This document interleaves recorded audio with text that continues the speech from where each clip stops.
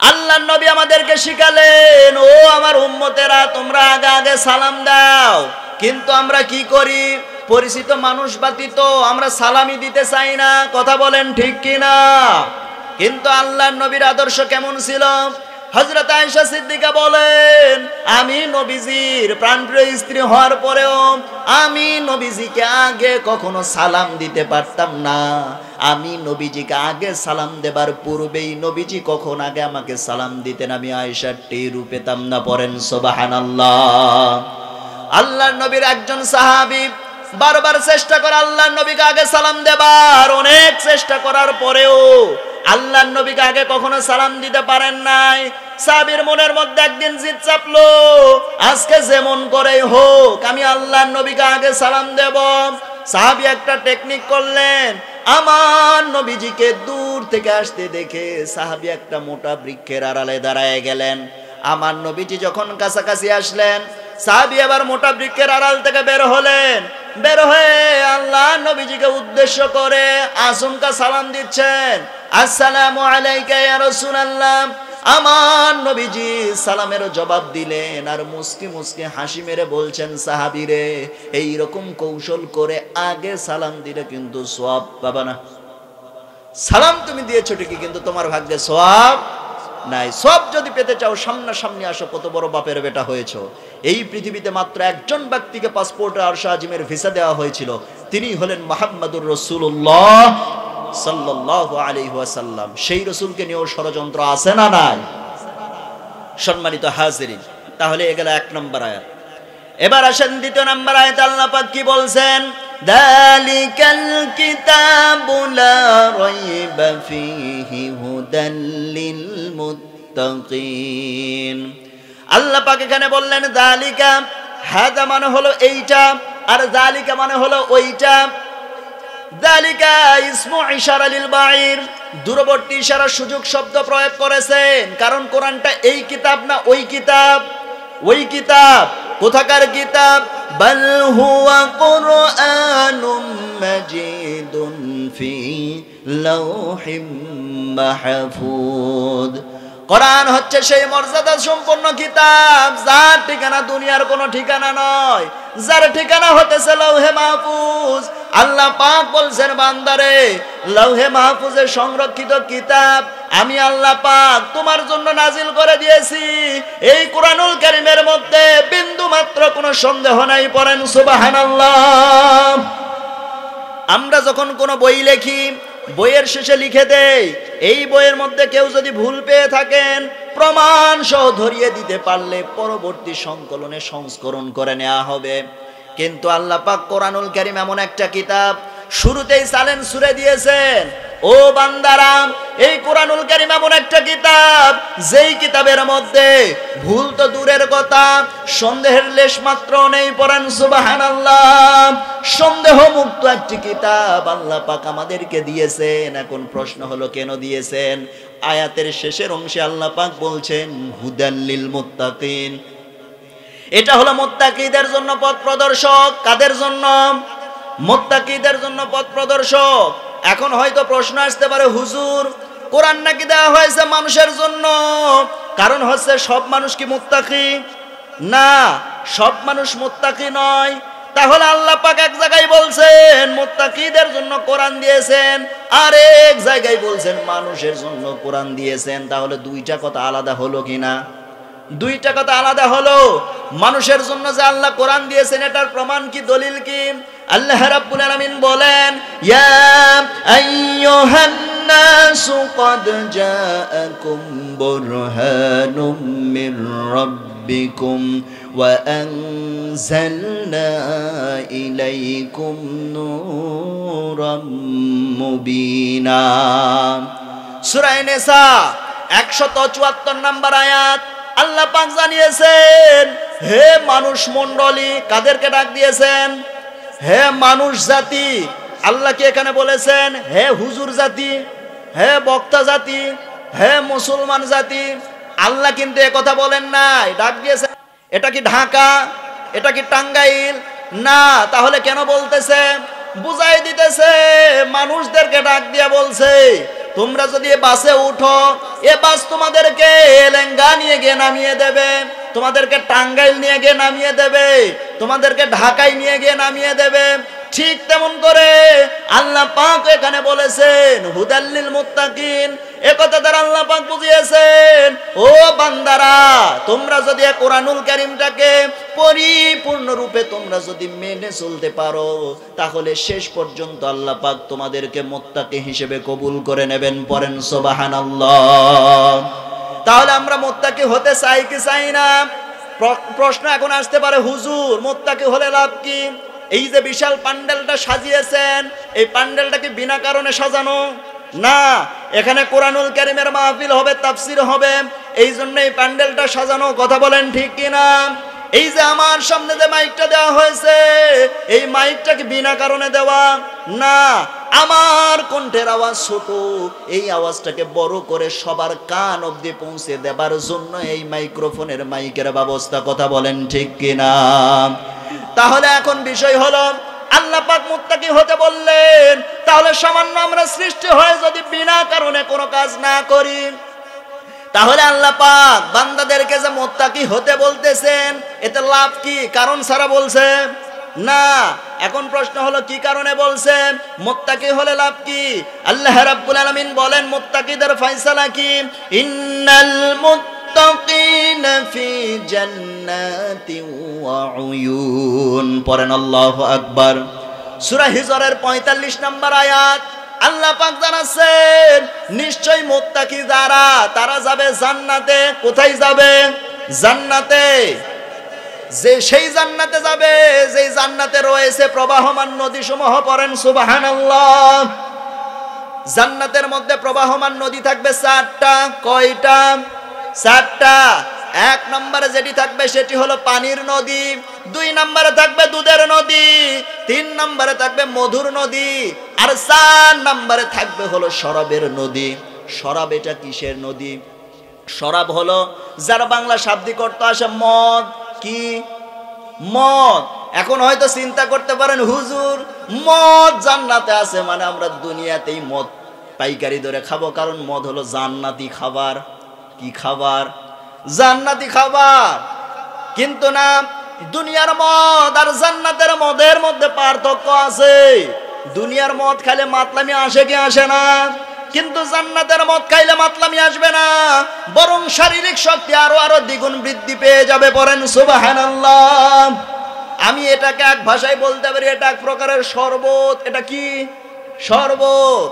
শরবত খাইলে শরীরের শক্তি বাড়ে না কমে? বৃদ্ধি পায়। আবার এইদিকে জাহান্নামীদের জন্য কিন্তু 4টা পানির ব্যবস্থা রয়েছে। কয়টা? 4টা। 1 নম্বর জাহান্নামীদের জন্য রয়েছে হামিম, ফুটন্ত পানি। 2 নম্বরে রয়েছে গসাক তথা বমি, আর 3 নম্বরে রয়েছে গিসলিন তথা পচা রক্তপুষ, আর 4 নম্বরে রয়েছে মহল তথা পোড়া তেল। এই 4টা পানীয় রয়েছে জাহান্নামীদের জন্য।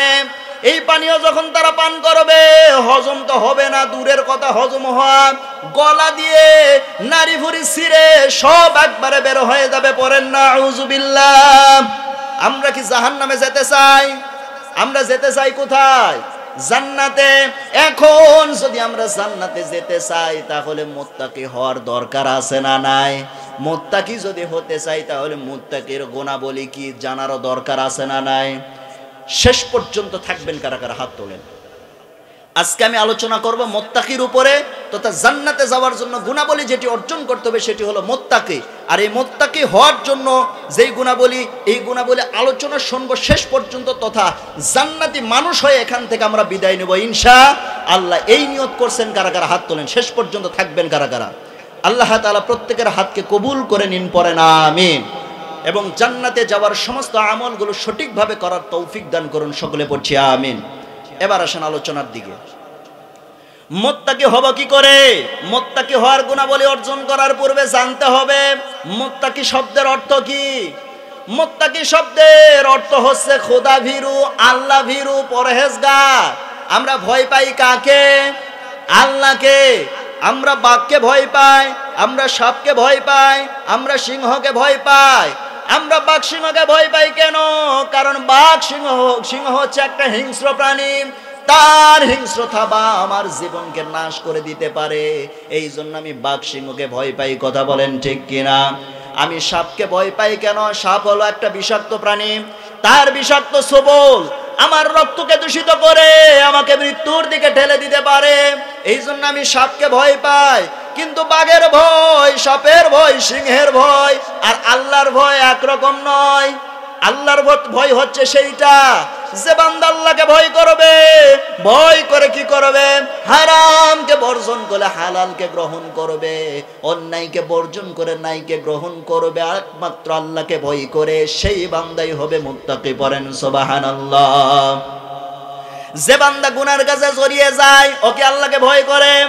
যে বান্দা চুরি করতেছে সে কি আল্লাহকে ভয় করে চুরি করে? যে বান্দা জেনা করতেছে সে কি আল্লাহকে ভয় করে জেনা করে? না।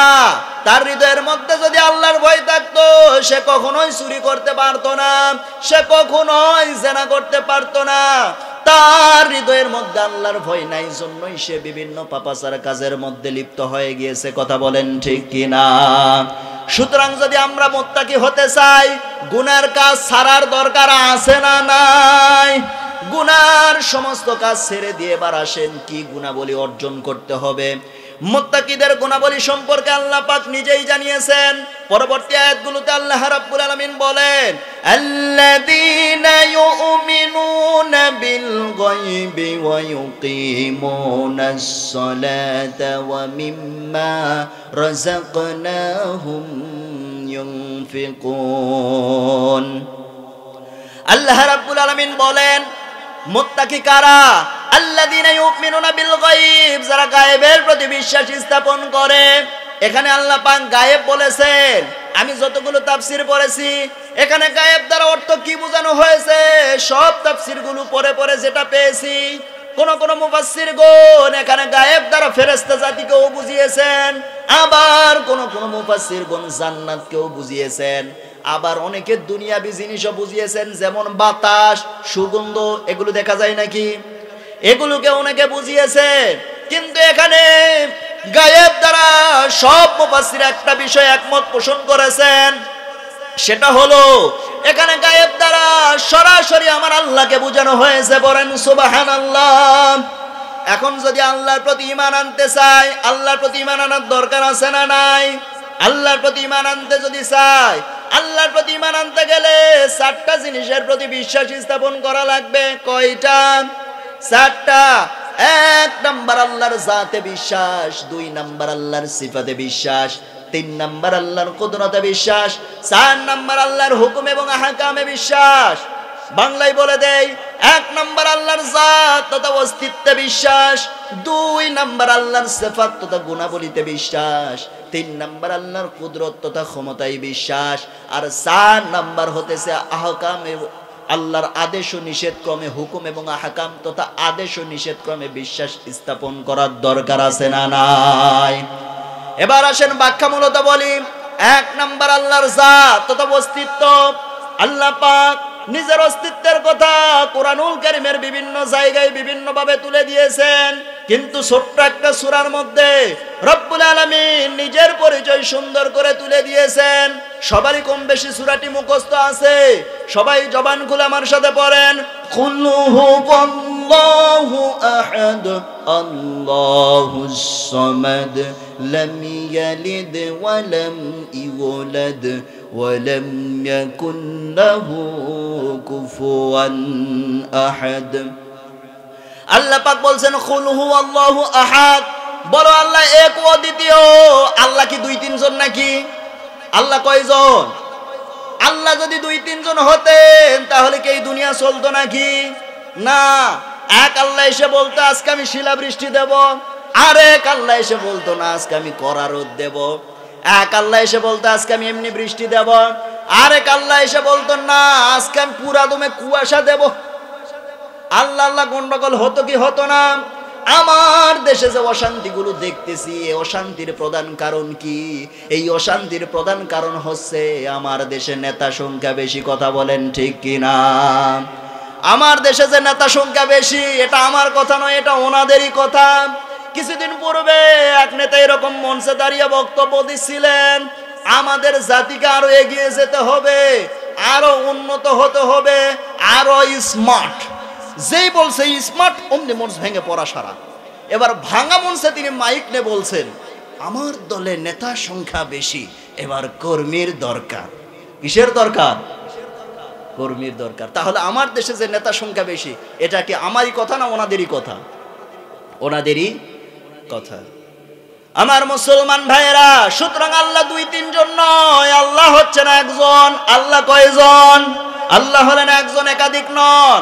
দ্বিতীয় নম্বর আল্লাহ পাক কি বললেন? কুল হুয়াল্লাহু আহাদ আল্লাহুস সামাদ। তিনি কারো মুখাপেক্ষী নন। মুখাপেক্ষী মানে কি? কারো কাছে কিছু চাওয়া, কারো কাছে কিছু ধর্ণা দেওয়া। আমরা দুনিয়ার সবাই আল্লাহর মুখাপেক্ষী, কিন্তু আল্লাহ কারো কাছে মুখাপেক্ষী নন। আমরা দুনিয়ার সবাই আল্লাহর কাছে সাহায্য চাইব, কিন্তু আল্লাহ পাক কখনো আমাদের কাছে কোনো সাহায্য চাইবেন না।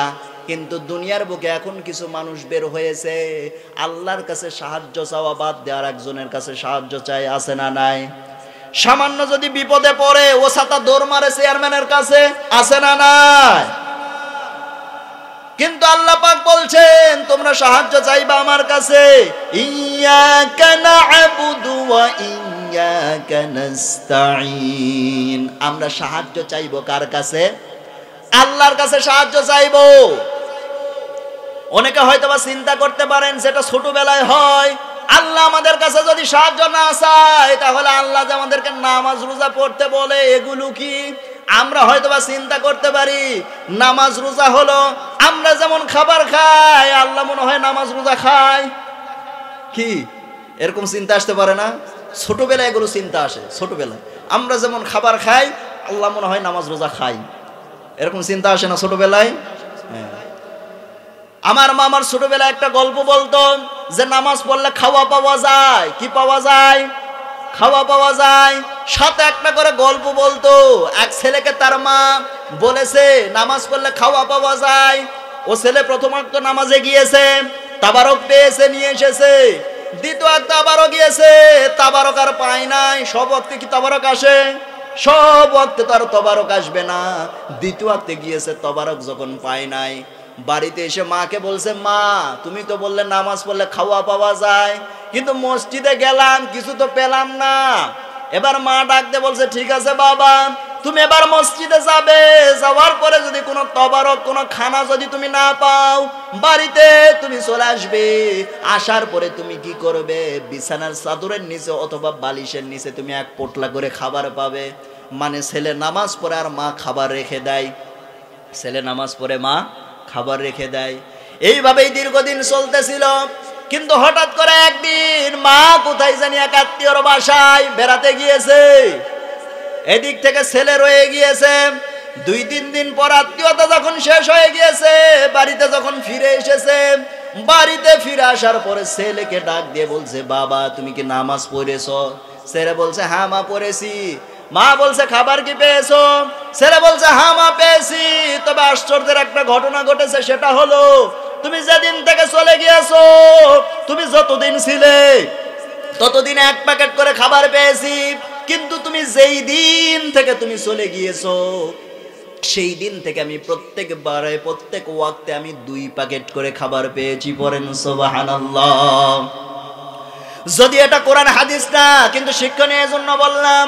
আমার মামাকে এই কথাটা বলতো আর বলতে, এই গল্পটা বলতো আর বলতো, নামাজ পড়লে খাওয়া পাওয়া যায়। এটা আমি ছোটবেলায় মায়ের মুখে শুনতাম, কিন্তু পরবর্তীতে এসে যখন কোরআন পড়তে শুরু করলাম, কোরআন পড়তে এসে দেখি এটা শুধু আমার মায়ের কথা না, এটা কার কথা? আল্লাহ রাব্বুল আলামিনের নিজের কথা। আল্লাহ রাব্বুল আলামিন বলেন, ফালিয়াবুদু রাব্ব হাদাল বাইতিল্লাযী আত'আমাহুম মিন জু'ইন ওয়া আমানাহুম মিন খাউফ। আল্লাহ রাব্বুল আলামিন বলতেছেন, ওহে বান্দারা, তোমরা যদি কি করো, এই ঘরের রবের যদি তোমরা ইবাদত করো। এই ঘর কোন ঘর? এই ঘর কাবা ঘর। কোন ঘর? কাবা ঘর। আর কাবা ঘরের রব কে? আল্লাহ পাক। সুতরাং তোমরা যদি আল্লাহর ইবাদত করো, আল্লাহর দাসত্ব করো, আল্লাহর গোলামি করো, তাহলে আল্লাহ পাক তোমাদেরকে দুইটা জিনিস দেবেন। কয়টা জিনিস? দুইটা জিনিস দেবেন। এক নাম্বার, আল্লাহ পাক তোমাদেরকে ক্ষুধামুক্ত করে দেবেন, আর দ্বিতীয় নাম্বারে কি করবেন? তোমাদেরকে ভীতিমুক্ত করে দেবেন। এক নাম্বারে যেটা দেবেন সেটা হলো ক্ষুধামুক্ত। ক্ষুধামুক্ত হওয়ার জন্য খাবারের প্রয়োজন। কিসের প্রয়োজন? কথা বলেন না কেন, কিসের প্রয়োজন? খাবারের প্রয়োজন। আর আল্লাহ পাক বলছেন তোমরা যদি ঘরের রবের ইবাদত করো, আল্লাহ পাক তোমাদেরকে ক্ষুধা মুক্ত করে দেবেন। মানে নামাজ রোজা এগুলো আল্লাহর খাবার নয়, বরং নামাজ রোজার মাধ্যমে রব্বুল আলামিন আমাদেরই রিজিকের ব্যবস্থা করে দেন। পড়েন সুবহানাল্লাহ। তাহলে আমরা দুনিয়ার সবাই আল্লাহর মুখাপেক্ষী, কিন্তু আল্লাহ কারো মুখাপেক্ষী নন। এটা গেল দ্বিতীয় নাম্বার আয়াত। এবার আসেন 3 নম্বর আয়াত। আল্লাহ পাক কি বলছেন? লাম ইয়ালিদ ওয়া লাম ইউলাদ। তিনি কাউকে জন্ম দেন নাই এবং তিনি কারো কাছ থেকে জন্ম নেন নাই। আল্লাহ কি কারো কাছ থেকে জন্ম নিয়েছেন? কাউকে জন্ম দিয়েছেন? এই পৃথিবীতে আল্লাহ পাক একজন বান্দাকে পাঠিয়েছিলেন পিতা ছাড়া। কি ছাড়া? পিতা ছাড়া। নাম কি? কথা বলেন, নাম কি? হযরতে ঈসা আলাইহিস সালাতু ওয়াস সালাম। আর দুজনকে মানুষ আল্লাহ পাক পাঠিয়েছিলেন, যেই দুইজনের পিতাও নাই মাতাও নাই। নাম কি বলেন? হযরতে আদম এবং হাওয়া আলাইহিস সালাতু ওয়াস সালাম পিতা এবং মাতা উভয় ছাড়াই পাঠিয়েছেন। পিতা এবং মাতা উভয় ছাড়াই পাঠিয়েছেন আদম হাওয়াকে। আর ঈসা আলাইহিস সালাতু ওয়াস সালামকে আল্লাহ পাক পাঠিয়েছেন পিতা ছাড়া, কিন্তু মা ছিল। ঈসা নবীর জন্ম হলো কি করে?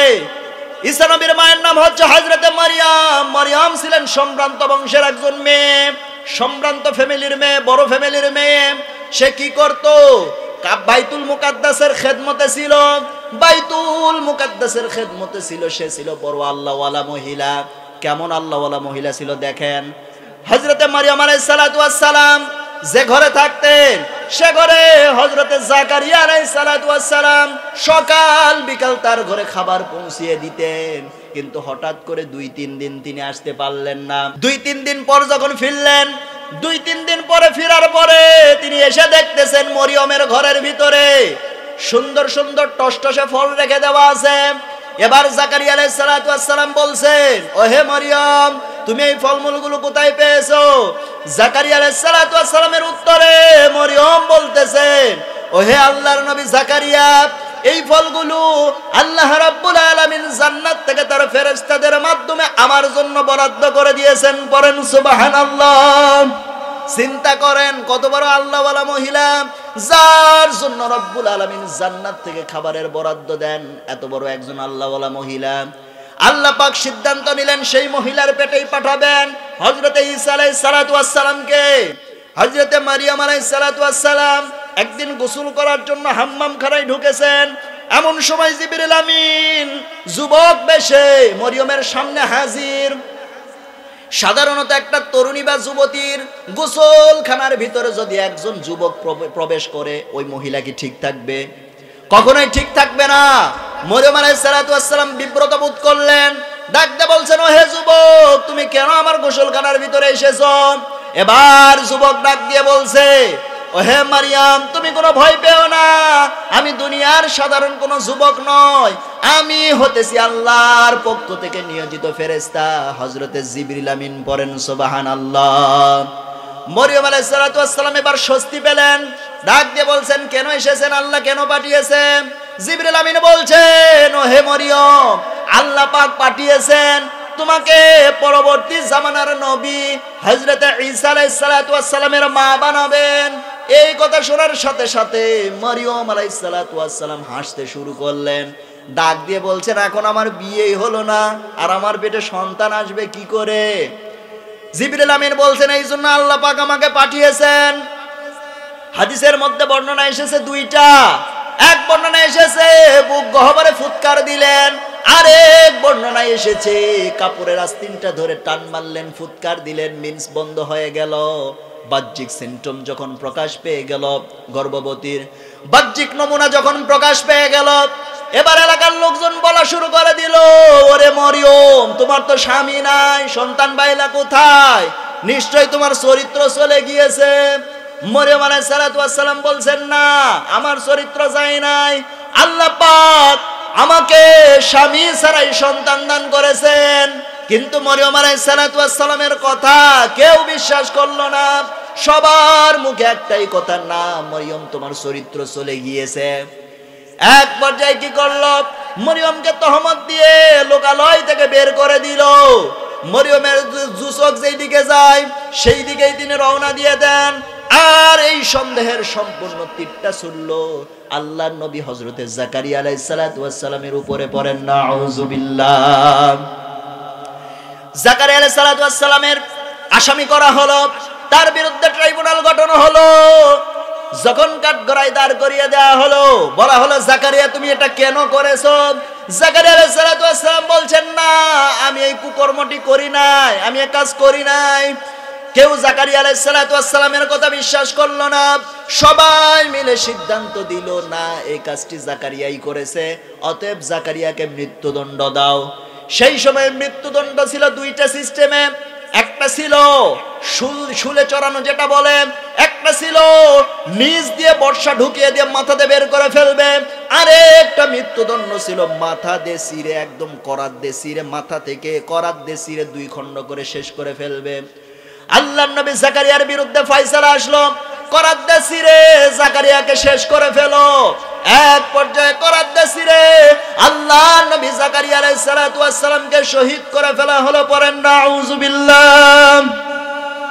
হযরতে মরিয়ম আলাইহিস সালাতু ওয়াস সালাম এইদিকে চলে গেলেন, যে যাওয়ার পরে সন্তান ভূমিষ্ঠ হওয়ার যখন সময় চলে আসলো, শুকনো একটা ডালের নিচে শুয়েছিলেন, তিনি ঘুমিয়ে পড়েছেন। এমন সময় নার্সের কোনো প্রয়োজন পড়লো না, সরাসরি আল্লাহ রাব্বুল আলামিন ফেরেশতা মদদ করলেন।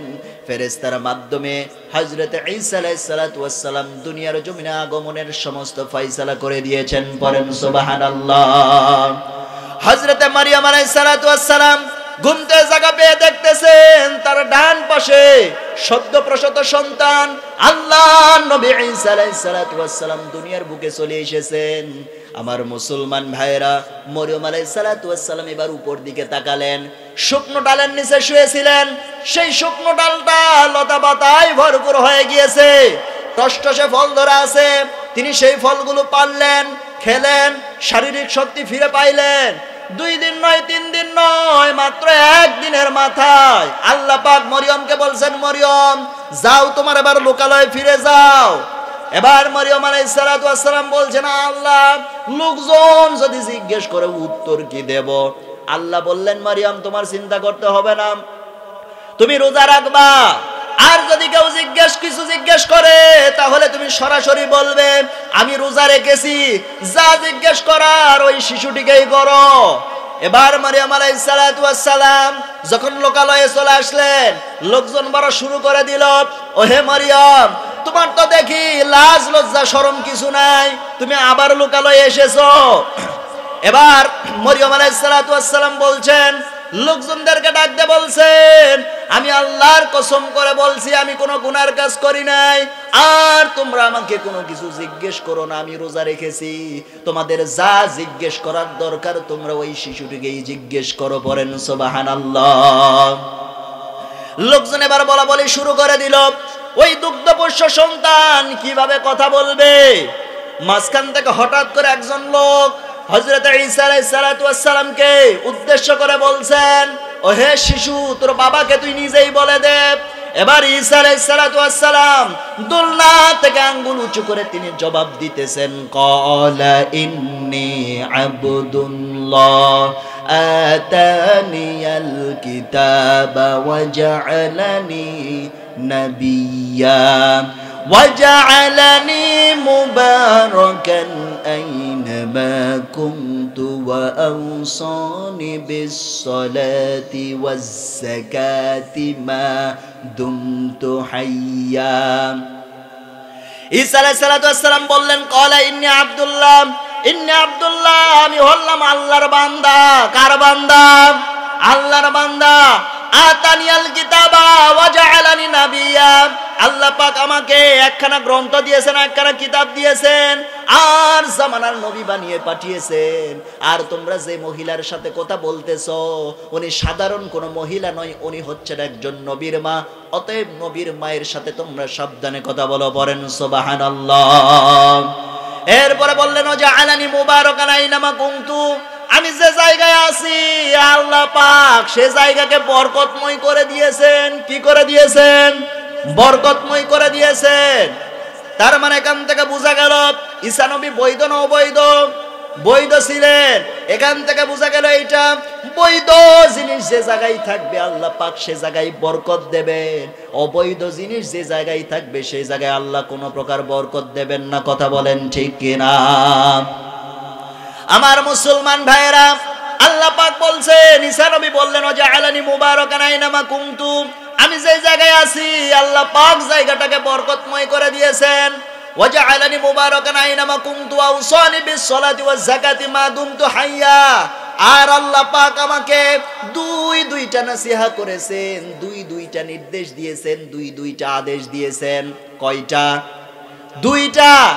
এক নাম্বার আল্লাহ পাক বলতেছেন, ঈসা নবী তখন বললেন দুইটা নসিহত। এক নাম্বার নসিহত হতেছে, ও হে ঈসা, তুমি যতদিন বেঁচে থাকবে ততদিন তুমি কি করবে? তুমি নামাজ আদায় করবে। আর তোমার সম্পদ যখনই হবে তখনই তুমি যাকাত দিয়ে দেবে। পড়েন সুবহানাল্লাহ। সুতরাং এর থেকে এই জিনিসটা প্রমাণ হয়ে যায়, এ আয়াত অনুযায়ী বোঝা যায় যারা সুস্থ থাকা সত্ত্বেও নামাজ পড়বে না, সম্পদ থাকা সত্ত্বেও যাকাত দেবে না, এই আয়াত অনুযায়ী তারা বৈধ না অবৈধ? কথা বলেন। আপনারা বলছেন, আমি বলি নাই। এখন যদি কারোর সাথে মিলে যায় আমার কিছু করার নাই। আমার মুসলমান ভাইয়েরা, যে কথা বলতেছিলাম, লাম ইয়ালিদ ওয়া লাম ইউলাদ, তিনি কাউকে জন্ম দেন নাই এবং তিনিও কারো কাছ থেকে জন্ম নেন নাই। এরপরে আয়াতে আল্লাহ পাক বলছেন ওয়ালাম ইয়াকুল্লাহু কুফুয়ান আহাদ, আকাশ আর জমিনে তার সমতুল্য তার সমকক্ষ আর কেউ নাই। পড়েন সুবহানাল্লাহ। আমার মুসলমান ভাইয়েরা, আকাশ আর জমিনে তার সমতুল্য তার সমকক্ষ কেউ আছে নাকি? আকাশ আর জমিনে তার সমতুল্য তার সমকক্ষ কিভাবে হবে? আমার মুসলমান ভাইয়েরা, সমস্ত মানুষ জাতি মিলে যদি আমরা আল্লাহর বিরুদ্ধে স্লোগান দেই, দফা এক দাবি এক, আল্লাহ তাআলার পদত্যাগ, আল্লাহ কি ক্ষমতা ছেড়ে দেবেন? নাউজুবিল্লাহ, ক্ষমতা ছেড়ে দেবেন? জিন জাতি যদি বলে আমরা মানুষের সাথে একমত পোষণ করলাম, সবাই মিলে স্লোগান দিলাম দফা এক দাবি এক, আল্লাহ তাআলার পদত্যাগ, আল্লাহ কি ক্ষমতা ছাড়বে? যদি বলে আমরা মানুষের সাথে জিন জাতির সাথে আমরা ঐকমত পোষণ করলাম, সবাই মিলে স্লোগান দিলাম আল্লাহর ক্ষমতা আল্লাহর গদি ছাড়তে হবে, আল্লাহ কি গদি ছেড়ে দেবে? কখনোই ছাড়বেন না। এই জন্য আল্লাহ পাক বলছেন ওয়ালাম ইয়াকুল্লাহু কুফুয়ান আহাদ, আকাশ আর জমিনে তার সমতুল্য তার সমকক্ষ আর কেউ নাই, তিনি হলেন এক অদ্বিতীয়। পড়েন সুবহানাল্লাহ। আমার মুসলমান ভাইয়েরা, যে কথা বলতেছিলাম, আল্লাহর প্রতি ঈমান আনতে গেলে এক নাম্বার আল্লাহর জাতে বিশ্বাস, অস্তিত্বে বিশ্বাস স্থাপন করতে হবে। আল্লাহ পাক ছিলেন, আছেন, থাকবেন, নাকি বুড়া হয়ে গেছেন? না, আল্লাহ যেমন ছিলেন তেমন আছেন তেমনই থাকবেন। আল্লাহ কখনো বয়োবৃদ্ধ হবেন না। আল্লাহ যেমন থাকার কথা তিনি তেমনই আছেন। আল্লাহর এই অস্তিত্বে বিশ্বাস স্থাপন করতে হবে।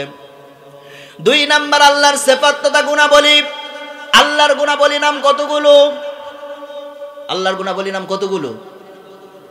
99টা আমাদের জানা, কিন্তু তাফসীরের মধ্যে পেয়েছি আল্লাহ পাকের নাম রয়েছে 5000। কত হাজার? 5000।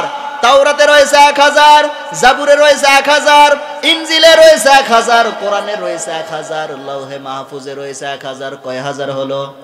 5000। আবার কোন কোন মুফাসসিরগণ বলেছেন আল্লাহ পাকের সিফাতি নাম রয়েছে প্রায় 10,000। পড়েন সুবহানাল্লাহ। কিন্তু এর মধ্য থেকে প্রসিদ্ধ নাম হলো 99টা। কয়টা? 99টা। এখন যদি একটা একটা করে নামের ব্যাখ্যা ধরি, ও ছাতা সারা রাত শেষ হয়ে যাবে, ওয়াজ শেষ হবে না। একটা একটা করে যদি ব্যাখ্যা বলি, এরপরে দুই একটার ব্যাখ্যা বলি। এক নম্বরে রহমান, রহমান কে? রহিম কে? আল্লাহ পাক। তবে রহমান নাম অর্থ দয়ালু, রহিম অর্থ দয়ালু। পার্থক্য কি? পার্থক্য হচ্ছে এখানে, রহমান হচ্ছেন তিনি তামাম দুনিয়াবাসীর জন্য, আর হাসরের ময়দানে তিনি হবেন রহিম। দুনিয়ার মধ্যে তিনি হলেন রহমান। রহমান কেন? রহমান হচ্ছেন এই কারণে, দুনিয়ার মধ্যে আল্লাহ পাক মুসলমানকেও খাবার দেন, হিন্দুকেও খাবার দেন, বৌদ্ধকেও খাবার দেন, সব জাতি ধর্ম গোষ্ঠী সবাইকে আল্লাহ পাক রিজিকের ব্যবস্থা করে দিয়েছেন। কিন্তু হাসরের ময়দান আল্লাহ পাক রহিম হবেন তথা দুনিয়াতে যারা তার আনুগত্য করেছে, রাসূলের আনুগত্য করেছে, কোরআন সুন্নাহ মোতাবেক চলেছে, নিজের জীবনকে সাজিয়েছে কোরআন সুন্নাহ দিয়ে, এই তাফসীর মাহফিলে এসেছে, সেখান থেকে কোরআন হাদিসের জ্ঞান আহরণ করে নিজের জীবনের পরিবর্তন করে কোরআন হাদিস দিয়ে জীবন সাজিয়েছে, হাসরের ময়দানে রব্বুল আলামিন তাদের জন্যই রহিম হবেন। পড়েন সুবহানাল্লাহ। এখন হয়তো চিন্তা করবেন যে হুজুর আপনি যে বললেন আল্লাহ হাসরের ময়দানে রহিম হবেন, আমি তো ইবাদত করেছি, আমি তো জান্নাত পেয়ে যাব, শুধু কি ইবাদত দিয়ে জান্নাতে যাওয়া সম্ভব? না, শুধু ইবাদত দিয়ে আল্লাহর জান্নাতে যাওয়া সম্ভব নয়। আল্লাহর জান্নাতে যদি যেতে চাই ইবাদত শুধু করলেই হবে না, সে জায়গায় আল্লাহর দয়া থাকার দরকার আছে না নাই? বনি ইসরাইল গোত্রের একজন ব্যক্তির বর্ণনা আল্লাহর নবী করতেছেন, হাসরের ময়দানে যখন বিচার ফয়সালা হয়ে যাবে, বনি ইসরাইলের বড় একজন আবেদকে আল্লাহ পাক বলবেন, যাও বান্দা, আমি তোমাকে দয়া করে জান্নাত দান করে দিলাম। ও বান্দা যাবে, যাওয়ার সময় মনে মনে চিন্তা করবে, আমি এত আমল করেছি, আল্লাহ একটু আমার নাম ধাম করলো না। আছে না এরকম কিছু মানুষ? ইবাদত সাহাবায়ে কেরামগণ ইবাদত করতেন বেশি আর বলে বেড়াতেন কম। আর আমাদের সমাজে কিছু কিছু মানুষ আছে ইবাদত করে কম, বলে বেড়ায় বিশাল করে। আছে না নাই? দেখবেন কোন মুরব্বী, যে মুরব্বী 5 ওয়াক্ত নামাজই ঠিক মতো পড়ে না, ওই মুরব্বী যদি হুট করে কোনো একদিন তাহাজ্জুদের নামাজ পড়ে, চা স্টলে বসে চা নিয়ে গল্প করবে, তাহাজ্জুদের নামাজ পড়া খুব মজা। আছে না নাই? এরকম মুরব্বী আছে না? আছে। ওই রকম ওই বনি ইসরাইল গোত্রে বান্দার মনের মধ্যে চলবে, আমি এত ইবাদত করলাম আর আল্লাহ আমার একটু নাম ধাম করলো না, একটু মাইকিং প্রচার কিছু করলো না, আর ডাইরেক্ট বলে দিল আমার দয়া জান্নাতে চলে যাও। বান্দার মনের খবর জানেন কে? বান্দার মনের মধ্যে যখন চলতেছে এইরকম অহমিকা, এরকম অহংকার, দাম্ভিকতা, ঠিক সেই মুহূর্তে আল্লাহ পাক ডাক দিয়া বলবেন, ও হে বান্দা, তুমি আমার দয়া নিয়ে জান্নাতে যাবে না, তাহলে তুমি তোমার আমল নিয়ে জান্নাতে যেতে চাও, তাহলে যাও, আমি তোমাকে দয়া করে জান্নাত দিলাম না, তুমি তোমার আমল দিয়ে তুমি এবারে জান্নাতে চলে যাও। এবার বান্দা তাকায় দেখবে ওই তো জান্নাত দেখা যাচ্ছে। দেখবেন বড় বড় যেই সমস্ত ধান ক্ষেতের মাঠ আছে, এই মাঠের এক প্রান্তে দাঁড়াবেন, অপর প্রান্তে মনে হবে আকাশ গাছের সাথে লেগে গেছে। মনে হয় না? কথা বলেন না কেন? মনে হয় না? কি মনে হয়? যে আকাশ গাছের সাথে লেগে গেছে। ঠিক তেমন করে এই বান্দাও তখন দূর থেকে দেখবো ওই তো জান্নাত দেখা যায়, এক দৌড় মারলে আমি জান্নাতে প্রবেশ করতে পারবো, জান্নাত তো দেখাই যাচ্ছে। কিন্তু ওই বান্দা যখন যাওয়া শুরু করে দিয়েছে, হাঁটতেছে, হাঁটতে হাঁটতে একটা পর্যায়ে সে ক্লান্ত হয়ে পড়বে, তৃষ্ণার্ত হয়ে পড়বে। ফেরেশতাকে ডাক দিয়ে বলবে, ও হে ফেরেশতা, আমি একটু পানি পান করতে চাও, পানি পান করাও। ফেরেশতারা ডাক দিয়ে বলছে, বান্দা তুমি কি এটা দুনিয়া পেয়েছো? পানি চাইলেই তুমি পেয়ে যাবা। এটা হচ্ছে হাসরের ময়দান, এখানে যদি পানি নিতে হয় কিনে নিতে হবে। বান্দা ডাক দিয়ে বলছে, আমার কাছে তো কোনো টাকা পয়সা নাই, কিভাবে কিনবো? ফেরেশতারা বলছে, এটা দুনিয়া না যে তুমি টাকা পয়সাতে পানি কিনবা, এটা হাসরের ময়দান। পানি যদি তুমি কিনতে চাও তাহলে তোমার যতগুলো নেকি আছে তার অর্ধেক দিয়ে দিতে হবে, তাহলে তুমি 1 গ্লাস পানি পাবা। ও বান্দা বলবে, ঠিক আছে, আগে জীবন বাঁচাই পরে জান্নাতে যাব, আগে আমার পানি পান করা লাগবে। অর্ধেক নেকি দিয়ে যখন ফেরেশতারা তার কাছে 1 গ্লাস পানি দেয়, ও এবার পানিটা পান করে। ঊর্ধ্ব চাপ গেছে, নিম্ন চাপ আছে না নাই? এবার তো নিজে ক্লিয়ার হতে হবে, নিজে তো মাইনাস হতে হবে। সে কি করবে? ফেরেশতাকে ডাক দিয়ে বলবে, ফেরেশতারা জায়গার ব্যবস্থা করো। এবার ফেরেশতারা ডাক দিয়ে বলছে, মিয়া তুমি একটা দুনিয়া পেয়েছো, ঝোপঝাড় কিছু কি মানো নাই তুমি, রাস্তার আশেপাশে কিছুই ছাড়ো নাই তুমি, যেখানে পেয়েছো সেখানেই সেরেছো, এটা কি ওই রকম পেয়েছো? এটা হচ্ছে হাসরের ময়দান। এখানে যদি তুমি ছাড়তে চাও, কিছু করতে চাও, জায়গা কিনে নেওয়া লাগবে। বলছে টাকা তো নয়, বলছে এটা এখানে টাকা দিয়ে হবে না, তোমার যে বাকি আমলগুলো আছে সব আমলটুকু তুমি যদি যাও, তাহলে তুমি যদি দাও তাহলে তোমার জন্য একটু ব্যবস্থা করে দিতে পারি। বান্দা বলবে আগে জীবন বাঁচাই পরে জান্নাত হবে। ব্যবস্থা যখন করে দেয়, ক্লিয়ার হয়ে গেল। এবার আল্লাহ পাক ডাক দিয়ে বলবেন, বান্দা তুমি এক গ্লাস পানি খেতে আর ঢালতে তোমার সব নাকি শেষ, এবার তুমি জান্নাতে যাবে কি দিয়ে? এবার বান্দা সেজদায় পড়ে ডাক দিয়ে বলবে, আল্লাহ বুঝতে পেরেছি তোমার দয়া ছাড়া আমার জান্নাতে যাওয়ার সুযোগ নাই, এই জন্য রব্বুল আলামিন হাশরের ময়দানে হবেন রহিম। পড়েন সুবহানাল্লাহ। আর আল্লাহর দয়া কত বড়! আল্লাহর নবীর একজন সাহাবী একটা পাখির বাচ্চা নিয়ে আসলেন। আসার পর আল্লাহর নবীর সামনে দাঁড়ালেন, ডাক দিয়ে বলছেন, হে রাসূল দেখেন একটা পাখির বাচ্চার প্রতি একটা পাখির মায়ের কত দয়া। আমি বাচ্চা নিয়ে চলে এসেছি, পিছে পিছে পাখির মাও চলে এসেছে। এবার আল্লাহর নবী ডাক দিয়ে বলছেন, ও হে সাহাবী, তুমি এই সামান্য পাখির মায়ের দয়া দেখে তুমি অবাক হয়ে যেতেছো? তুমি কি জানো আমার আল্লাহর দয়া কত বড়? আমার আল্লাহর দয়াকে 100 টুকরো করার পরে এক টুকরো রব্বুল আলামিন তামাম দুনিয়ার মধ্যে ছিটিয়ে দিয়েছেন। সেখান থেকে ছিটা ফোঁটা পেয়েছে এই সামান্য পাখির মা। এই ছিটা ফোঁটা পাওয়াতে যদি একটা পাখির বাচ্চার প্রতি তার মায়ের এত দয়া হয়, তাহলে চিন্তা করো আমার রব্বুল আলামিনের দয়া কত বড়। পড়েন সুবহানাল্লাহ। তাহলে আল্লাহ পাক রহমান এবং রহিম এই দিকের ব্যাখ্যায় না যায়।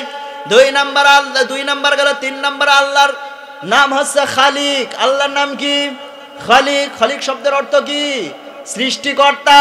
তামাম বিশ্বকে সৃষ্টি করেছেন আল্লাহ পাক, সৃষ্টি করেছেন। আপনাকে আমাকে কে সৃষ্টি করেছেন?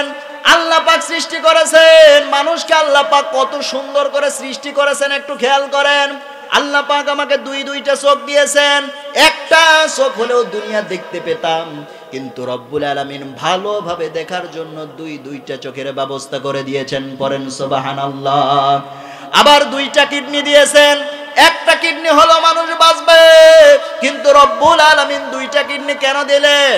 এ কারণেই দিয়েছেন, ও বান্দারা, আমার বান্দারা দুনিয়ার বুকে যাওয়ার পরে তারা যদি উল্টা পাল্টা কিছু খেয়েও ফেলে, খাওয়ার পরে তাদের যদি একটা কিডনি নষ্ট হয়ে যায়, অন্তত একটা কিডনি দিয়া আমার কাছে তওবা করে যেন আমার রাস্তায় ফিরে আসে, এই সুযোগের ব্যবস্থা আমি আল্লাহ পাক করে দিয়েছি। পড়েন সুবহানাল্লাহ। আবার চোখও থাকে ভিজা, জিহ্বাও থাকে ভিজা। কি থাকে? ভিজা থাকে।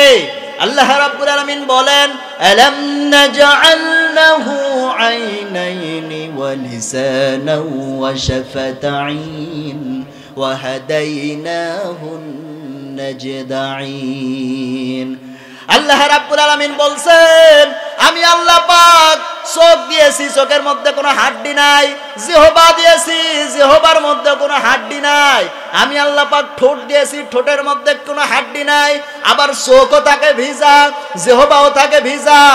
আপনি 1 কেজি গোশত কিনে আনবেন, বাড়িতে এনে 7 দিন পানিতে চুবিয়ে রাখবেন, ও গোশত খাওয়া যাবে? কথা বলেন না কেন? খাওয়া যাবে? কি হয়ে যাবে? নষ্ট হয়ে যাবে, পচে যাবে। কিন্তু আল্লাহ পাক জন্মের পর থেকে চোখের মধ্যে পানি রেখে দিয়েছেন, জিহ্বাতেও পানি রেখে দিয়েছেন। একদিনও কি পচে গিয়েছে নাকি? পচে নাই। বরং যেই দিন জিহ্বার চোখের পানি শুকিয়ে যাবে, বুঝবেন সেই দিনই আমার খালাস, সেই দিনই কি আমি শেষ। যতদিন পর্যন্ত জিহ্বাতে পানি আছে ততদিন আমি সুস্থ আছি। জিহ্বার পানি শুকিয়ে যাবে, আমাকেও যেতে হবে কার দরবারে? আল্লাহর দরবারে। তাহলে এত সুন্দর করে আল্লাহ পাক মানুষকে সাজিয়েছেন। শরীরের মধ্যে মূল্যবান 2টা জিনিস আছে। কয়টা জিনিস? 2টা জিনিস। একটা হচ্ছে কন্ট্রোল রুম, আর একটা হচ্ছে জেনারেটর। জেনারেটর হচ্ছে হার্ট, আর কন্ট্রোল রুম হচ্ছে ব্রেন। ব্রেন থেকে সমস্ত সিদ্ধান্ত আসে, ব্রেনের মাধ্যমে সকল সিদ্ধান্ত দেয় ও বান্দা কি করবে, এই জন্য এটা হলো কন্ট্রোল রুম। আর 2 নাম্বার হচ্ছে হার্ট, জেনারেটর। এই হার্টের মাধ্যমে কি হয়? মানুষ যখন খাবার খায়, সমস্ত খাবারগুলো রক্ত তৈরি হয়ে এই হার্টের মাধ্যমে পুরো শরীরের মধ্যে সাপ্লাই দেয়। পড়েন সুবহানাল্লাহ। কিন্তু অনেকের হার্ট অ্যাটাক করে কি করে না? টাঙ্গাইলে নাও করতে পারে। টাঙ্গাইলে হার্ট অ্যাটাক করে। হার্ট অ্যাটাক কেন করে? এ কারণেই করে, অনেকে তো খায়, পাইকারি দরে খায়, খাওয়ার আগেও বিসমিল্লাহ বলে না, খাওয়ার শেষেও আলহামদুলিল্লাহ বলে না, খায় আর বলে যে মজা হয়েছে, মানে সেই স্বাদ, এত স্বাদ কেন, সেই অবস্থা। এই পাইকারি দরে খাইলে পরে কি হবে, চর্বি তৈরি হবে, আর চর্বি তৈরি হলে কি হবে, যে রক্তে রক্ত চলাচল করে ও ছাতা সেই রক্তে চর্বি গিয়ে জাম করবে, রক্ত আর চলাচল করতে পারবে। এইটাই হলো হার্ট অ্যাটাক, এইটাই হার্ট অ্যাটাক। কিন্তু এই যে ওপেন হার্ট সার্জারি ডাক্তাররা করে, এটা কিভাবে করে, এই জাম রগটাকে কি করে কেটে ফেলে দেয়, দেওয়ার পরে এক্সট্রা আরেকটা রগ লাগায় দেবে। কিন্তু এই রোগ আপনি কোথায় পাবেন, এটা গরুর রগ দিয়ে হবে না, ছাগলের রগ দিয়ে হবে না, হাঁস মুরগি কোনো কিছুর রগ দিয়ে হবে না। এই রগ কি তাহলে আপনার ছেলে দেবে? কথা বলেন না কেন, আপনার ছেলে দেবে, আপনার মেয়ে দেবে, আপনার স্ত্রী দেবে, কেউ তো আপনাকে এই রগ দেবে না। তাহলে এই রগ পাবেন কোথায়? আল্লাহ পাক জানেন আমার বান্দারা পাইকারি ধরে খাবে আর হার্ট ব্লক করে ফেলবে, তাহলে উপায় কি? আল্লাহ পাক বান্দার সুস্থতার জন্য রব্বুল আলামিন আগে থেকে পায়ের উরুর মধ্যে এক্সট্রা একটা স্পাইর রগ রেখে দিয়েছেন। ডাক্তাররা যখন হার্ট অপারেশন করে, ওই বুকের ভিতর থেকে, কলিজার ভিতর থেকে মানে ব্লক রগটাকে কেটে ফেলে দিয়া পায়ের ভিতর থেকে এক্সট্রা রগটা কলিজার মধ্যে লাগায়া বান্দার জীবন বাঁচায় দেন। পড়েন সুবহানাল্লাহ। আমার মুসলমান ভাইরা, তাহলে এত সুন্দর করে যিনি সৃষ্টি করেছেন তিনি কে? আমি আর যেতেছি না সৃষ্টি জগতের দিকে। এইভাবে যদি একটা একটা করে আল্লাহর নামের গুণাবলী নামগুলোর ব্যাখ্যা করতে থাকি, সারা রাত শেষ হয়ে যাবে। যাই হোক, ওই দিকে যেতেছি না। আল্লাহর সিফাতি নামগুলোর প্রতি বিশ্বাস স্থাপন করতে হবে। আল্লাহর প্রতি ঈমান আনতে গেলে 3 নাম্বার আল্লাহর কুদরত তথা ক্ষমতার প্রতি বিশ্বাস স্থাপন করার দরকার আছে না নাই? আল্লাহর ক্ষমতা আছে না নাই? মানুষ যখন ক্ষমতা পায় তখন চতুর্দিকে দেখে ক্ষমতার ক্ষমতা, কি করবে হিসাব করে পায় না। সারা জীবন ক্ষমতায় টিকে থাকার জন্য সর্বাত্মক প্রচেষ্টা চালায়। দেশ যখন পাইছি আর ছাড়ব না, এ চেষ্টা চালাই কিনা? চালাই। কিন্তু মনে রাখতে হবে, ক্ষমতা যারাই পেয়েছে তাদেরকে সে ভালো হোক আর খারাপ হোক, ক্ষমতা ছাড়তে হয়েছে কি হয় নাই? ক্ষমতা ছাড়তে হয়েছে। ইতিহাস সাক্ষী। কি সাক্ষী? ইতিহাস সাক্ষী। কিন্তু আফসোস এ জাতির জন্য যে জাতি ইতিহাস থেকে শিক্ষা গ্রহণ করে না। এই জন্য বিশ্বকবি কবি সম্রাট আল্লামা ইকবাল একটি আফসোস করে বলেছিলেন, জাগা জি লাগানে কে লিয়ে দুনিয়া নেহি হে, এ ইবরত কে যা হে তামাশা নেহি হে। দুনিয়া খেল তামাশা করার জায়গা নয়, ইতিহাস থেকে শিক্ষা নাও, পূর্বপুরুষদের দিকে তাকাও। আল্লাহর দিনের কর্মীদের গায়ে হাত লাগানোর কারণে বংশ সহ সাফ করে দিয়েছেন। বেয়াদবি করবে না। আল্লাহ চাহে তো তোমার আগামী 14 পুরুষদেরকে আল্লাহ পাক একই কায়দায় বিদায় করতে পারেন। কথা বলেন ঠিক কিনা? আওয়াজ এত আসতে কেন? ভয় পাচ্ছেন নাকি? তাহলে আজকে আওয়াজ এত আসতে হচ্ছে কেন? আজকে মুসলমানদের আওয়াজ কম, আজকে মুসলমানদের হিম্মত ছোট। আজকে যদি আবারও মুসলমান খালিদ বিন ওয়ালিদের মতো, তারিক বিন জাহাদের মতো, মাহমুদ গজনবীর মতো, হুসাইন আহমদ মাদানির মতো আজকে যদি মাত্র 5 জন লোক সমাবেত হতে পারি, আল্লাহর কসম দুনিয়ার সমস্ত বাতিল শক্তি মুসলমানদের পায়ে সেজদায় লুটিয়ে পড়তে বাধ্য। কিন্তু আজকে আমাদের সেই মুখের আওয়াজ, সেই বুকের হিম্মত, সেই ইমানি তাগতি, ইমানি চেতনা, ইমানি উদ্দীপনা, সেই অটল অবিচল, সেই দানবীর আজকে আমাদের মধ্যে অভাব, যার কারণে আজকে আমেরিকার আমাদের দিকে তাকানোর ক্ষমতা রাখে, যার কারণে আজকে প্যালেস্টাইন মুসলিমদের উপর ইসরায়েলরা হামলা করার সাহস পায়। ও মুসলমান, এসে যাও, আবার খালিদ বিন ওয়ালিদের ভূমিকা আবার পালন করো। আল্লাহর কসম, এক আমেরিকা নয়, এক ইসরায়েল নয়, লক্ষ আমেরিকা ইসরায়েল আসলেও মুসলমানদের উপর হামলা করা তো দূরের কথা, চোখ তুলেও তাকানোর সাহস পাবে না। কথা বলেন ঠিক কিনা? সম্মানিত হাজিরিন, যে কথা বলতেছিলাম, সকল ক্ষমতার একচ্ছত্র মালিকানা কার? আল্লাহ পাকের। তাহলে 3 নাম্বার আল্লাহর এই কুদরত তথা ক্ষমতার প্রতি বিশ্বাস স্থাপন করতে হবে। 4 নম্বরে আল্লাহর হুকুম এবং আহকাম তথা আদেশ ও নিষেধক্রমে বিশ্বাস স্থাপন করার দরকার আছে না নাই? আল্লাহর আইন যদি আমরা না মানি, সমাজে কি শান্তি প্রতিষ্ঠা হবে?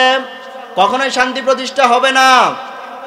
আল্লাহ রাব্বুল আলামিন বলেন, ওয়া মান আ'রাদা আন যিকরি ফাইন্না লাহু মাঈশাতান দানকা ওয়া নাহশুরুহু ইয়াওমাল কিয়ামাতি আ'মা।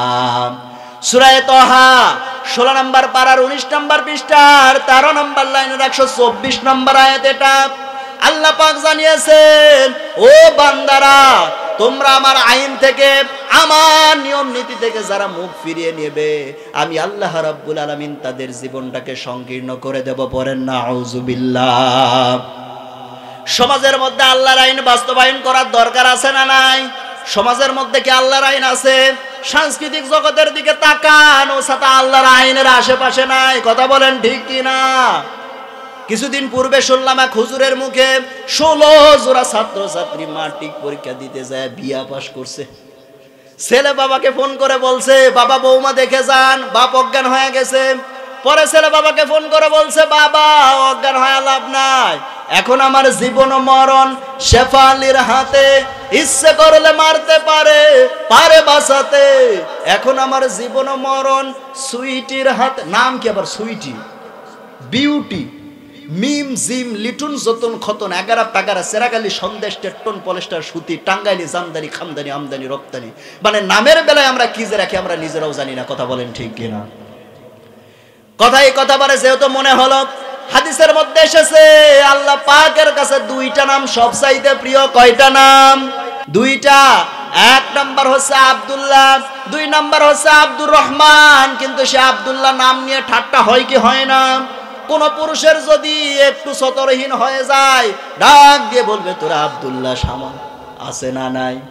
নামগুলোর আজ কি অবস্থা? মেয়েদের নামের দিকে তাকান, ওদের কাছে যত ছোট নাম তত ভালো লাগে। 3 অক্ষরের নাম সূচনা, এটাও নাকি তাদের কাছে বড় হয়ে গিয়েছে। 2 অক্ষরের নাম দিয়ে সূচনা নাম কেটে দিয়ে দিয়েছে সুচি। নাম কি? সুচি।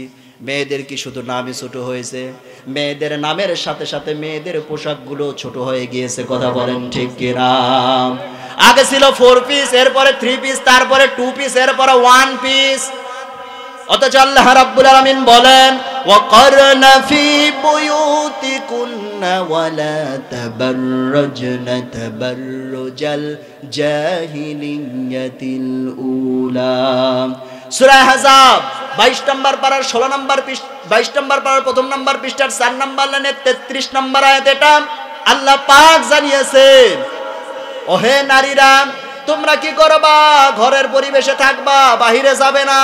বাহিরে যদি যেতে চাও, জাহেলি যুগের মেয়েদের মতো রূপ সৌন্দর্য প্রদর্শন করে বের হবে না। এটা হুকুম কার? জাহেলি যুগের মেয়েরা যেই রকম কাস্টমার ধরার জন্য, খরিদ্দার ধরার জন্য সাজুগুজু করে রাস্তায় বের হতো, তোমরা সেইভাবে রাস্তায় সাজগুজ করে বের হবে না। হুকুম দিলেন কে? কিন্তু মেয়েরা যখন রাস্তাঘাটে আসে তখন কম সাজে না, বেশি সাজে। বেশি সাজে। আমি হিসাব মিলিয়ে দেখেছি মেয়েরা সাজে মোটামুটি 5 দিন। কয় দিন? 5 দিন। 1 নম্বরে পহেলা বৈশাখের দিন, 2 নম্বরে 31শে ডিসেম্বর এই সামনে আসতেছে 31st নাইট, 3 নম্বরে 14ই ফেব্রুয়ারির দিন আছে না নাই, 4 নম্বরে ঈদের দিন সাজে কি সাজে না? ঈদের দিন সাজবেন আপত্তি নাই, কিন্তু আপনার সাজ দেখার অধিকার শুধুমাত্র আপনার স্বামী। ওই সাজ নিয়ে আপনি বাহিরে রাস্তাঘাটে ঘুরবেন, এই হুকুম আল্লাহ দেন নাই।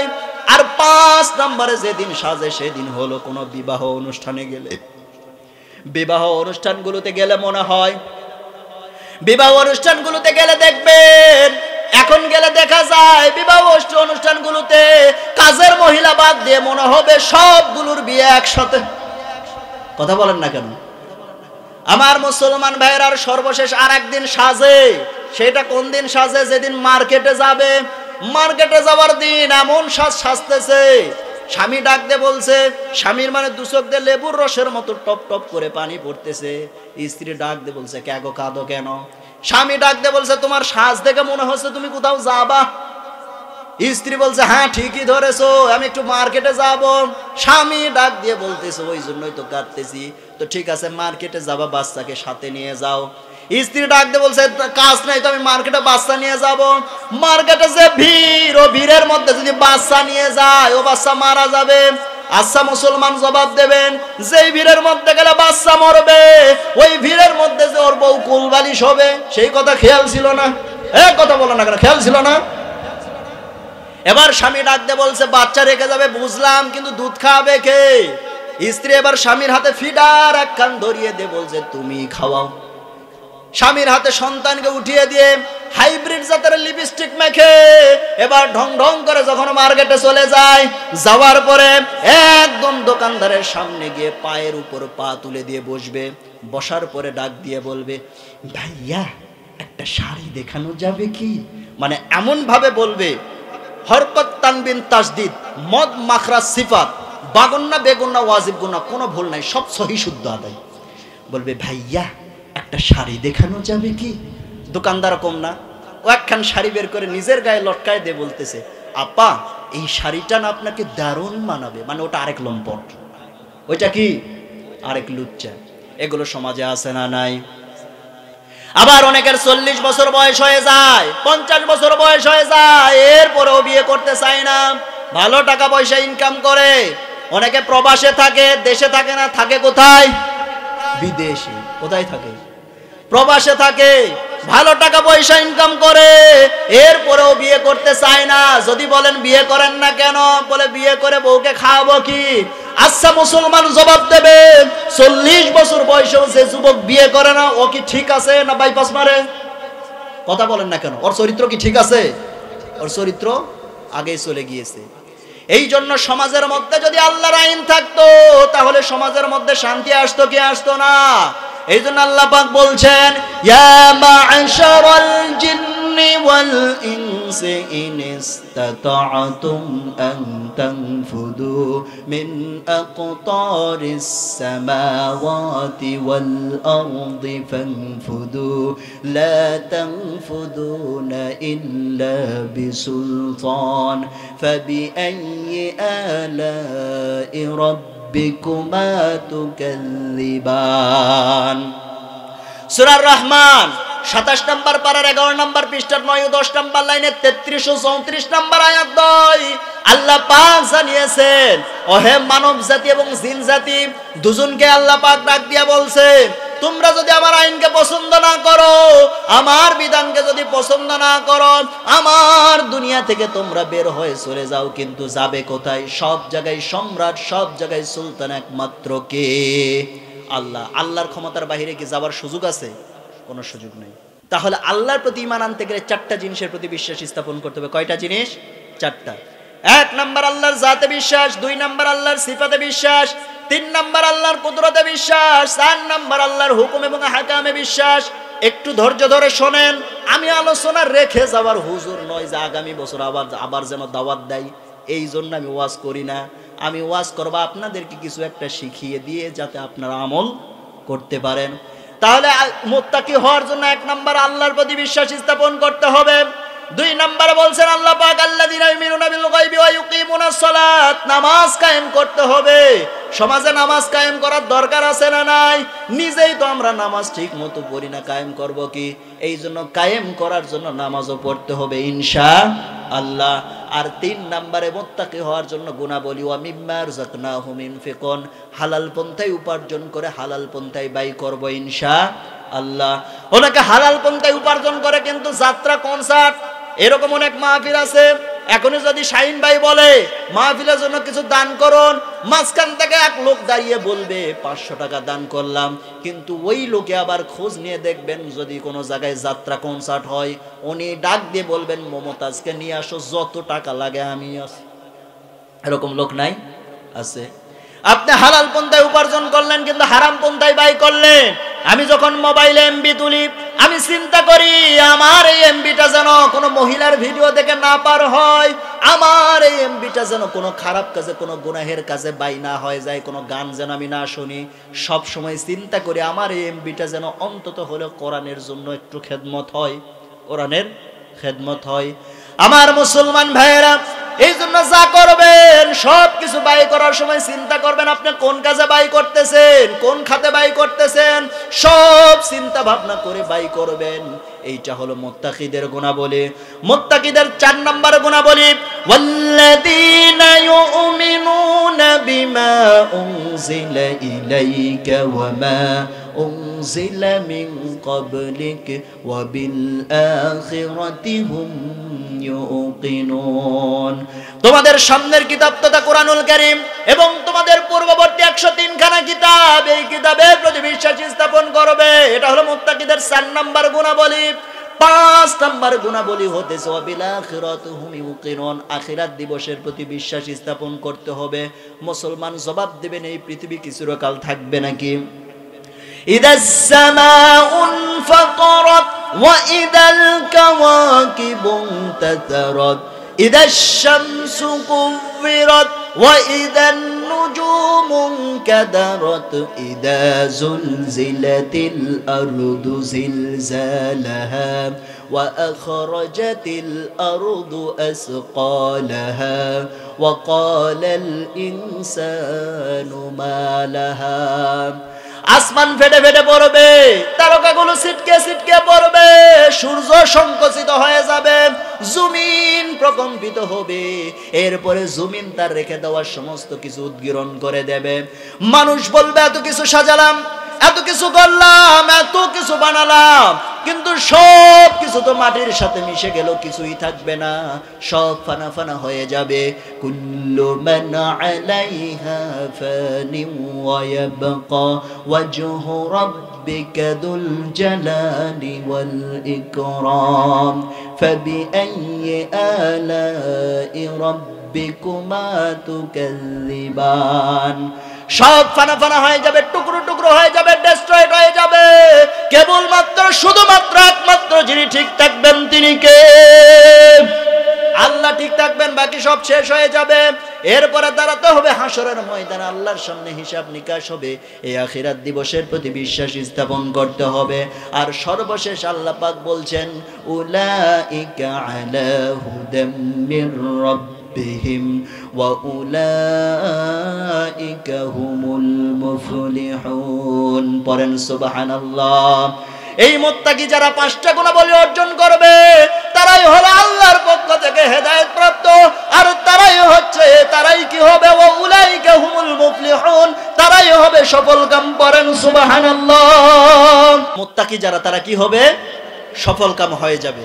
মুত্তাকিদের বৈশিষ্ট্য বললাম কয়টা?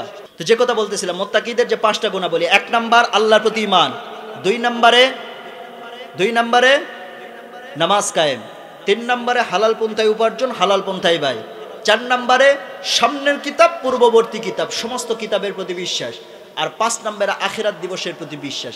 ফিকহ শাস্ত্রের মতে এসেছে ঈমান আনতে হবে 6টা জিনিসের প্রতি। কয়টা জিনিস? সহজ ভাষায় বলি, আল্লাহ, বুঝেন, 1 নাম্বার আল্লাহ, 2 নম্বরে রসুল সাল্লাল্লাহু আলাইহি ওয়াসাল্লাম, 3 নম্বরে ফেরেশতা, 4 নম্বরে কিতাব, 5 নম্বরে তাকদীর, 6 নম্বরে আখিরাত। সহজভাবে বললাম, আল্লাহ, ফেরেশতা, উপরে কে? আল্লাহ, ফেরেশতা, নিচে হলো রসুল এবং কিতাব, রসুল এবং কিতাব, আরেকটা সেটা হলো তাকদীর আর আখিরাত। সহজভাবে বললাম, মনে থাকবে তো ইনশাআল্লাহ? এগুলো যদি আমরা সঠিকভাবে পালন করতে পারি তবে আমরা মুত্তাকি হতে পারবো ইনশাআল্লাহ। আর মুত্তাকি হতে পারলে তখনই আমাদের জন্য জান্নাত ওয়াজিব হবে, তখনই আমাদের জন্য জান্নাত ওয়াজিব হবে। এই জন্য কোরআনুল কারীম পড়ব, বুঝবো। পড়বো আবার কিভাবে? আমরা তো পড়তেই জানি না। আবার অনেকের ছেলে মেয়েদেরকে যদি মাদ্রাসায় পড়তে দিতে বলা হয় তাহলে বলবে যে হুজুর মাদ্রাসায় পড়লে চাকরি নাই। কি নাই? চাকরি নাই। আমার তো মনে হয় মাদ্রাসায় পড়লেই চাকরি আছে, বরং জেনারেলে পড়লেই। তার বাস্তব প্রমাণ, আমি যে মাদ্রাসা থেকে পড়াশোনা করেছি এই মাদ্রাসায় আমি নিজে পেয়েছি হিন্দু শিক্ষক তো থাকলেও হিন্দু শিক্ষিকা পর্যন্ত আছে, হিন্দু শিক্ষিকা। তাহলে মাদ্রাসায় যদি হিন্দু শিক্ষিকা থাকে তার মানে বোঝা গেল মাদ্রাসায় চাকরির অভাব নয়, বর্তমান চাকরিজীবীর অভাব। কথা বলেন ঠিক কিনা? সহজ ভাষায় একটা এক্সাম্পল দেই। গ্রামের মানুষ যারা রাতের বেলা ভাত খাওয়ার পরে পাতিলের তলায় যতটুকুই ভাত বাঁচে না কেন সকালবেলা কিন্তু ওটা আবার খায় কিনা? খায় না। শহরের মানুষ এটা করে না, কারণ শহরের মানুষ যতটুকু খায় ততটুকুই রান্না করে, আর গ্রামের মানুষ তো হিসেব ছাড়া পাইকারি দরে রান্না করে, রাতের বেলা ভাত বাঁচা, ওই ভাতটা আবার সকালে খায়। তো এই শীতের সকালে পান্তা না করে, এলাকায় কি পান্তা করে নাকি শীতেও? আচ্ছা, শীতের সকালে এটা পান্তা না করে পেঁয়াজ কুচি কুচি করে, রসুন কুচি কুচি করে, শুকনা মরিচ দিয়ে, সরিষার তেল দিয়ে সুন্দর করে মাখায় নাই, ওই ভাতটাকে এই এলাকায় কি ভাত বলে? কি ভাত? আচ্ছা, করকরা ভাত। এখন আপনি সকালে খাইলেন করকরা, সারাদিন পোলাও, কোরমা, বিরিয়ানি, জর্দা, দই, মিষ্টি যেটাই খান, ঢেকুশোটে কোনটা? ওই সকালের করকরা। কারণ আমার ফাঁকা পেট উদ্বোধন হয়েছে কি দিয়া? করকরা দিয়া। আপনার ছেলে সব জ্ঞান অর্জন করবে, কোনো আপত্তি নাই। ডাক্তার হবে, ম্যাজিস্ট্রেট হবে, ইঞ্জিনিয়ার হবে, কোনো আপত্তি নাই, সব জ্ঞান অর্জন করবে। ইসলাম যে হতে নিষেধ করে তা নয়, ইসলাম হতেও বলে। সুবহানাল্লাহ বলবেন না? কিন্তু প্রথম সবক দিতে হবে কোরআনুল কারীমের সবক। আল্লাহর কসম, সেই কোরআনুল কারীমের সবকওয়ালা ডাক্তার কখনো ইনজেকশনের রোগীকে অপারেশন করবে না। ওই কোরআনুল কারীমের সবকওয়ালা ইঞ্জিনিয়ার কখনো ব্রিজের মধ্যে রডের পরিবর্তে বাঁশ দেবে না। আপনি যে পিতা, আপনাকে মান্য করবে। সেদিন সম্ভবত আপনাদের এই যে কি থানা বলে, এলেঙ্গার ওই পাশে দেলদুয়ারে মাহফিলে গিয়েছিলাম। সেখানে এক মুরব্বী এসে বলতেছে, হুজুর আমার ছেলের জন্য একটু দোয়া করবেন। আমি বললাম, আপনার ছেলে কিসে পড়তেছে? বলতেছে, হুজুর চাকরি করতেছে, আমার ছেলের জন্য দোয়া করবেন। আর কাঁদতেছে। আমি তো বললাম, মুরব্বী কাঁদেন কেন? তো বলতেছে, হুজুর ছেলে আমাকে আর দেখে না, এমন একটা ঘরে থাকতে দিয়েছে যে শীতের সময় টপ টপ করে কুয়াশা পড়ে।